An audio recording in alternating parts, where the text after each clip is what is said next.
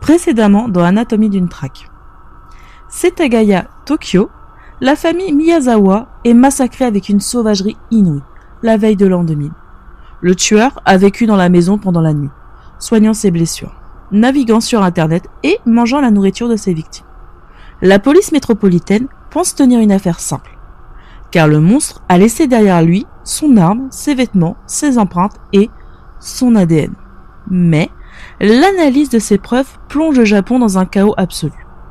Des chaussures exclusivement coréennes, du sable d'une base militaire du Nevada, un parfum français et l'ADN d'un homme métis, aux origines sud-européennes et asiatiques. L'assassin s'est évaporé en plein jour, la main en sang. Aujourd'hui, nous plongeons dans les ultimes secrets de ce dossier tentaculaire. Quelles sont les théories de la police ? Qui est ce mystérieux blessé aperçu dans une clinique le lendemain du crime ?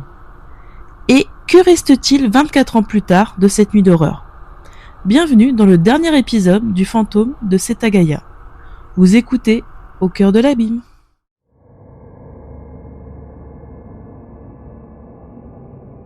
Face à une montagne d'indices totalement contradictoires, les 280 000 policiers qui vont se relayer sur l'affaire divisent leurs forces.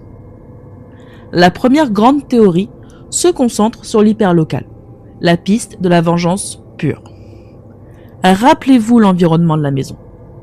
Elle est adossée au parc Soshigaya. En l'an 2000, la culture skate est en pleine explosion au Japon. Quelques jours avant le massacre, des témoins ont vu Mikio, le père de famille, se disputer violemment avec un groupe de jeunes skateurs. Il faisait un bruit infernal la nuit, l'empêchant de travailler. Mikio, à bout de nerfs, était sorti pour les confronter. Cette théorie colle parfaitement avec une grande partie des indices.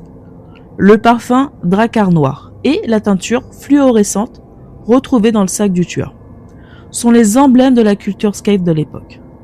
Le profil physique correspond à un jeune homme athlétique, capable d'escalader la façade à main nue pour entrer par la fenêtre du premier étage. De plus, l'acharnement sur le visage de Mikio suggère un crime passionnel, une haine personnelle incontrôlable. Mais les enquêteurs s'y cassent les dents.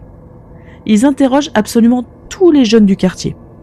Ils prélèvent des milliers d'empreintes, vérifient chaque alibi, rien, zéro correspondance. Et surtout, cette théorie locale n'explique ni les chaussures coréennes, impossibles à trouver au Japon, ni le sable d'une base militaire américaine dans le Nevada. Il faut chercher ailleurs. Et si la réponse se trouvait dans l'argent ?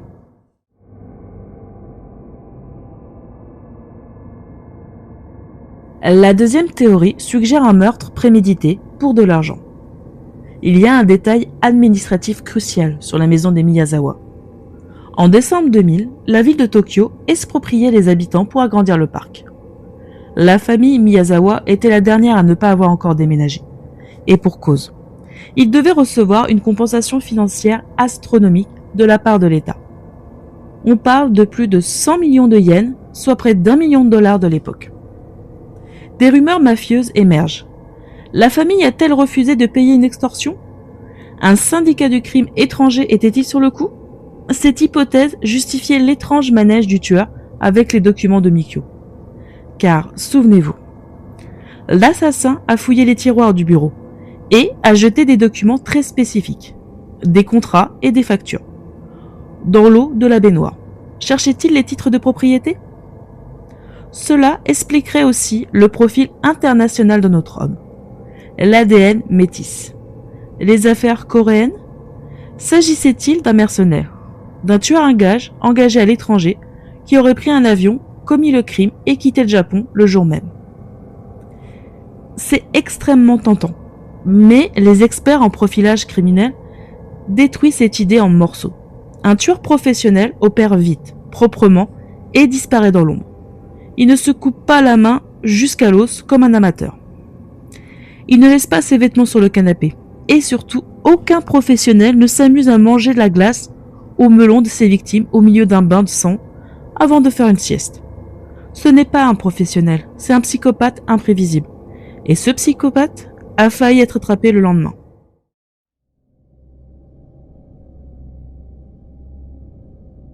Nous sommes le 31 décembre. Le drame n'est pas encore connu de tous. À quelques heures de route de Tokyo, à la gare de Tobu Nikko, un événement extrêmement troublant se produit. Un homme se présente dans une petite clinique médicale proche de la gare. Il a une trentaine d'années. Il souffre d'une blessure profonde, très profonde, à la main droite. La coupure est si grave que l'os est visible. Les infirmières le prennent en charge. Mais le comportement de l'individu est glaçant. Il refuse catégoriquement de décliner son identité.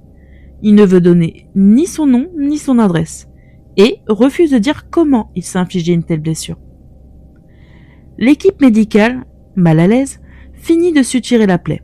L'homme, paie en espèces, tourne les talons et disparaît dans la foule de la gare de Tobu Nikko. Quand la police fera le rapprochement quelques jours plus tard, il sera déjà trop tard. Les caméras de sécurité de la gare sont épluchées, des témoins sont interrogés, mais l'homme à la main suturée s'est volatilisé. S'agissait-il du tueur de Setagaya, fuyant vers le nord du pays, ou d'une coïncidence macabre? À ce jour, cet individu n'a jamais pu être identifié.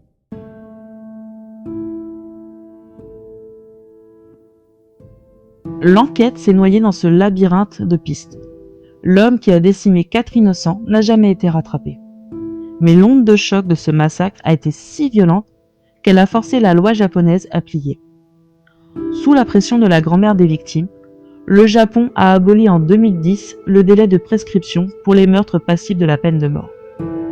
Le tueur de Setagaya, qui croyait être libre de tout soupçon après 15 ans, sera désormais traqué jusqu'à son dernier souffle. Mais il y a une image plus poignante encore que ce dossier sans fin. C'est la scène de crime elle-même. Si vous vous promenez aujourd'hui dans le parc Soshigaya à Tokyo, au milieu des rires des enfants et des joggers, vous tomberez sur une anomalie terrifiante. La maison des Miyazawa est toujours là. Elle n'a jamais été rasée. Le temps et la nature ont commencé à l'attaquer. Mais elle tient bon. Encerclée par de hautes barricades de fer et des filets de sécurité, des caméras de surveillance infrarouges la scrutent 24 heures sur 24. Et un poste de police a été installé à quelques mètres seulement. À l'intérieur, la poussière s'est accumulée, mais rien n'a bougé. Les vêtements de la petite Niina, les jouets de Rei, les dossiers de Mikio, tout est resté suspendu dans la froideur de la nuit du 31 décembre 2000. La grand-mère de la famille, qui a poussé la porte ce matin-là, a catégoriquement refusé la destruction de la maison, tant que le coupable ne serait pas face à un juge. Elle a aujourd'hui plus de 90 ans. Et chaque jour, elle attend que le téléphone sonne pour lui annoncer que le fantôme de Setagaya a enfin un visage. C'est ainsi que s'achève l'affaire la plus frustrante de l'histoire criminelle. Le monstre court toujours, quelque part dans le monde. Alors, ce soir plus que jamais, verrouillez vos portes. Et n'oubliez pas que l'abîme n'est parfois séparé de vous que par la fine moustiquaire d'une fenêtre. C'était Au cœur de l'abîme.